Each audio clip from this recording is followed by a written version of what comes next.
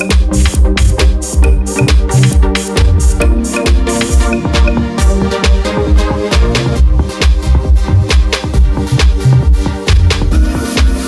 we'll have a quick look at the controls. On off. Now just going through the motion of finding the quietest channel to operate on. So backlight. Can't tell whether it's off or on in this light. Volume, sensitivity, we just back it off one. Pinpoint. That's your notch. And choosing which squares you want knocking out of your discrimination pattern, which we do not need. Switch it in all metal mode. The iron bias is low at the moment, as you can see by that little nail symbol there.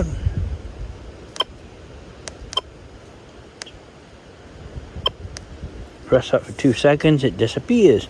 So we've got a high iron biased on it, meaning that it's very, very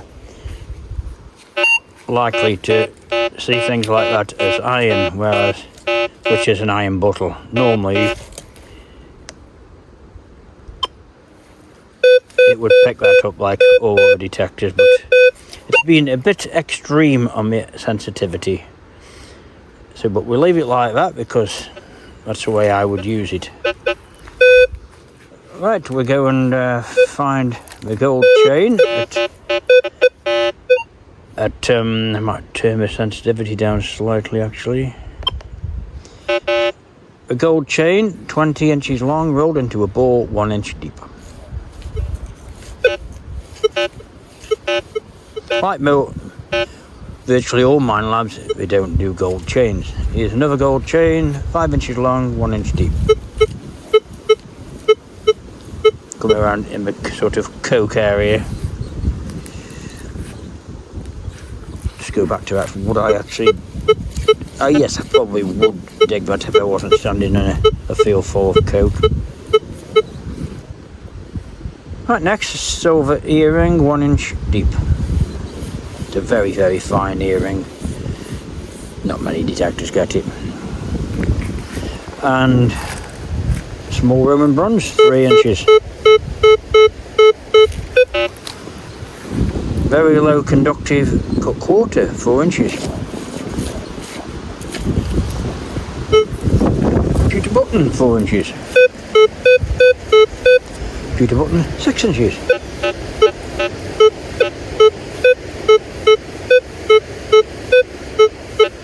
Get him at just about. Pewter button, 7 inches.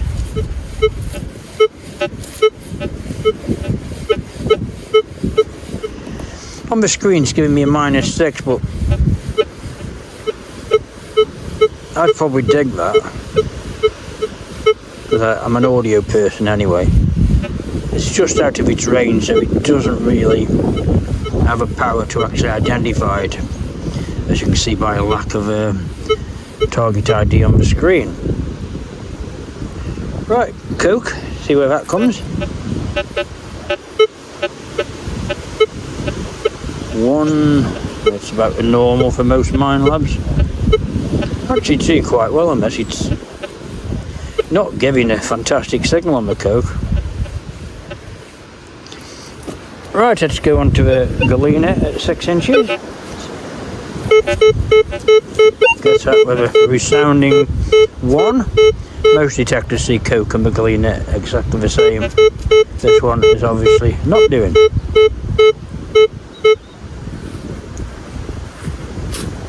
.177 pellet, 4 inches. No, thin copper ring, 8 inches.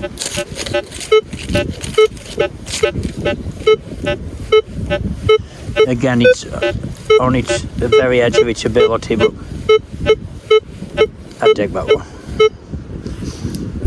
Right then, where are we now? Discrimination and separation. Iron cord, 2 pence, 2 inches.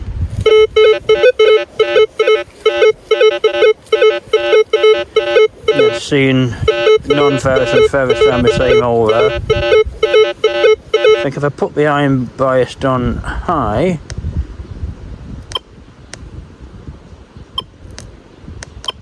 like so, I thought it was going to totally reject it, but it hasn't done. Crown bottle top. That's a bit iron biased on. Low iron bias. And it likes that.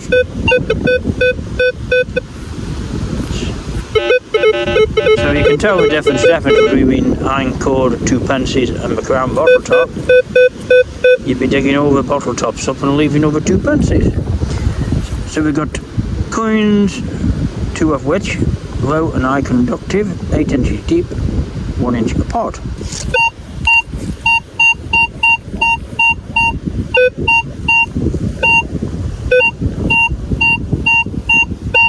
Obviously getting it, I'm just seeing if it gets both of them. Not really. Same again, only 3 inches deep.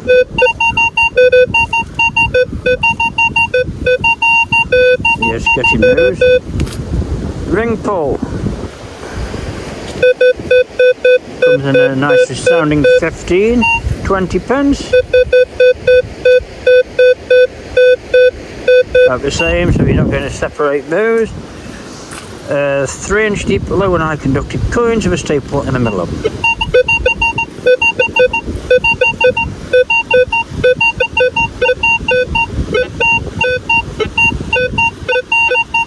So use all those.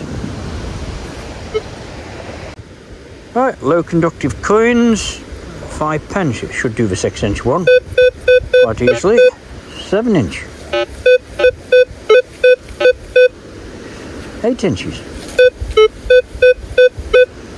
9 inches. 10 inches.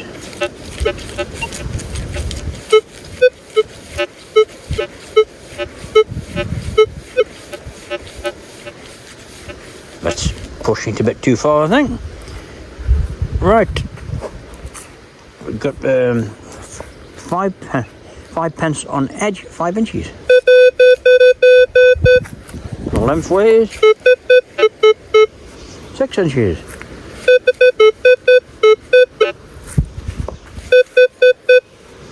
Easy ones forward, 7 inches.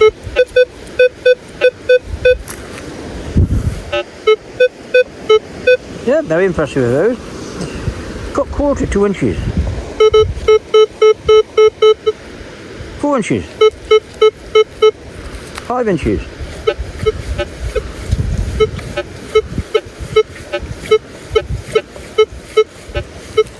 Yep, I'd have that one.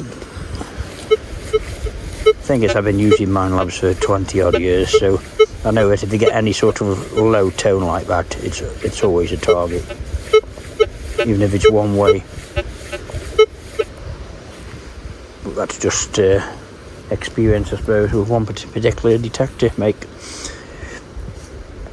Onto high conductive coins. George III halfpenny. Let's pick a starting point. We'll start at 9 inches.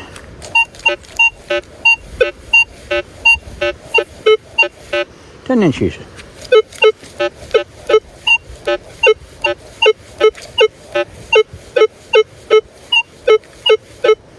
11 inches.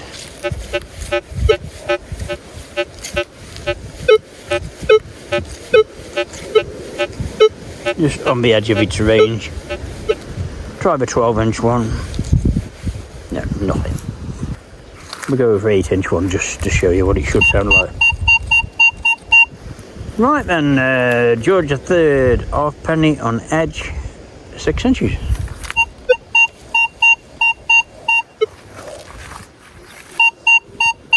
No problem there. 7 inches.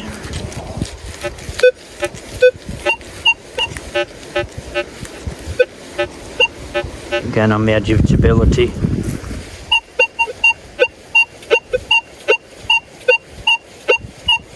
I'd dig it that way, but I'm not sure about the other way. No, it's a bit too vague, that one is. Cartwheel penny. 9 inches. 10 inches. 11 inches.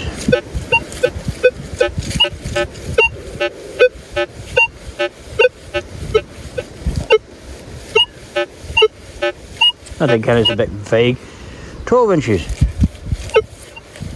Right cartwheel penny on edge, 7 inches.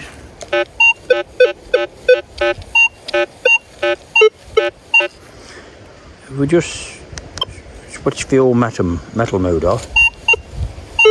If it gets it any better. Not particularly. And the other way.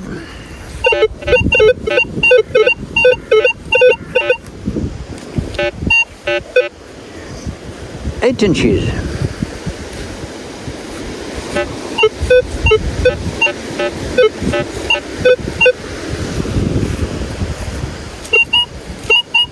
And along the length of it, 9 inches.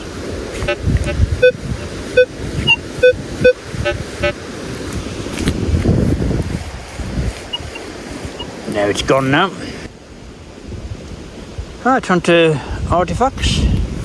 Large musket ball, 7 inches. Small bottle, 6 inches. 8 inches. Fibula, 3 inches. 5 inches. 7 inches.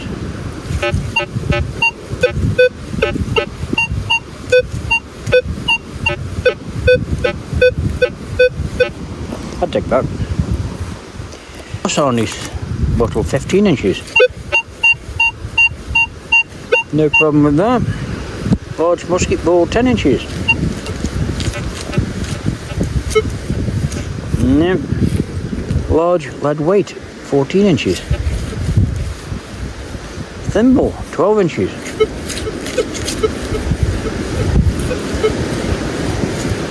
Very quiet, but no, I can't seem to be digging that one. Teaspoon, 13 inches.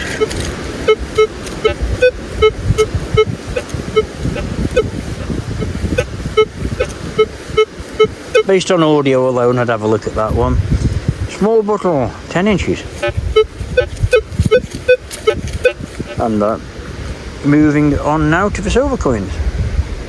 Victorian silver threepenny bit, 6 inches. Now this is one that none of the detectors like. It's a Victorian silver sixpence at 7 inches. No exception there then. A Victorian silver shilling, 8 inches. Medieval Edward I penny, 6 inches. Another hammered 1563 threepenny bit, 8 inches. Silver threepenny bit, 8 inches. Sixpence, 9 inches.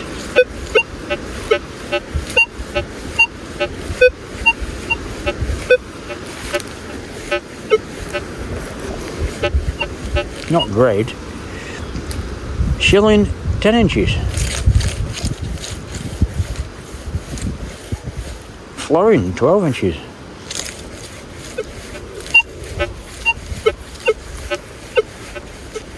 No. Half crown, 14 inches. And couple nickel crown, 13 inches.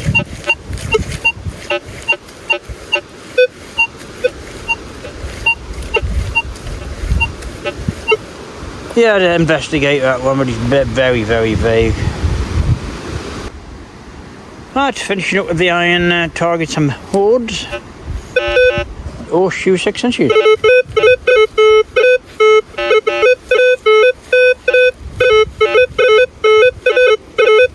Bit all over the place, giving me a bit of an odd signal.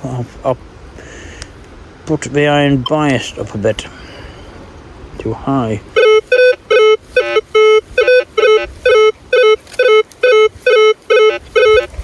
made a fantastic amount of difference, but it will do to this one. Large iron bottle, 6 inches. Now see, the iron bottle as iron, which it should do. If we move it back to low iron bias, gets it quite happily. We'll keep it there. 20 pence, 8 inches with 3 nails sitting on top of it. 20 pence at 8 inches with 3 nails 4 inches above it.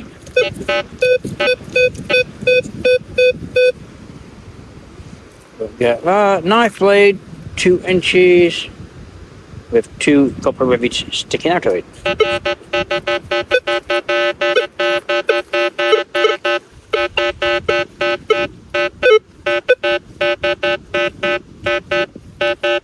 No, not going to get that.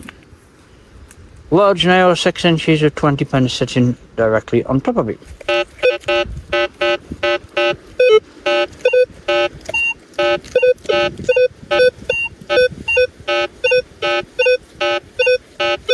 I'd have to investigate that. Half penny, 6 inches, coke 1 inch. That's a coke. I'm moving forward a bit. Get the half penny. Penknife. Horseshoe 2 inches, 20 pence 6 inches. 20 pence 2 inches, horseshoe 6 inches.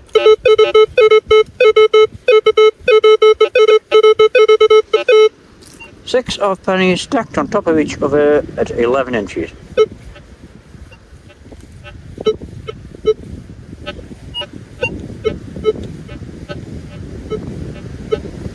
Not really convincing enough to dig. 100 mixed coins in a pot 20 inches deep. You can tell that's a deep signal. I'm finishing up with 6 half pennies in a row on edge 2 inches down. So iron that way and non-ferrous the other way. Yeah, all good. I'll stick the 8-inch coil on now and see how that performs. I won't bore you with going through the entire test of an 8-inch coil. I'll just add it on at the end with the actual results section.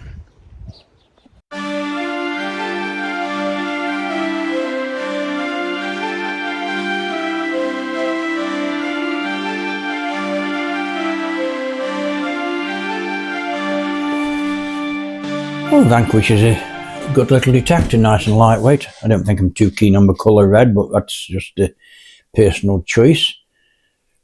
A lot of the signals I would dig up, most people wouldn't do with this because it's very vague, and once it's gone past it sort of limits tone ideas all over the place, and the ID numbers are flashing all over the place, and unless you've been using a Minelab for years, I don't think you'd dig off of the signals I would probably dig. That's just been, as I said earlier, being familiar with one particular sort of detector.